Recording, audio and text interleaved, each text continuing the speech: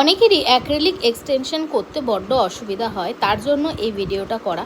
তো প্রথমেই দেখো আমি এখানে একটা বিডস নিয়ে সেটাকে কিন্তু বসিয়ে নিয়ে নিচের দিকে আস্তে আস্তে টেনে নিয়ে সেট করে নিয়েছি। প্রত্যেকবারই ড্রাই হওয়ার আগে একটু ভালো মতন মানে লিকুইডি ফর্মে থাকতেই কিন্তু এটাকে ভালো মতন বসিয়ে নিতে হবে।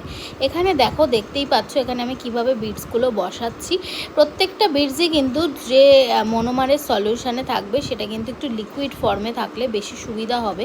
খুব ড্রাই ফর্মে কিন্তু থাকলে তোমরা সেটাকে টেনে বসাতে পারবে না এবং স্মুথলি হবে না। এখানে দেখো কতটা স্মুথলি হয়েভাবে মানে অ্যাক্রিলিকটা বসছে।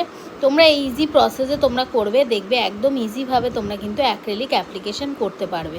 তো দেখো কত সুন্দরভাবে এখানে কিন্তু নেল বিডসটা একদম অ্যাপ্লিকেশন সুন্দর মতন হয়ে গেছে। এরপর এটা এয়ার ড্রাই হয়ে গেলে তারপরে ফাইলিং করে নিলে কিন্তু ইজিলি একদম অ্যাক্রিলিক অ্যাপ্লিকেশন সুন্দর মতন হয়ে যায়।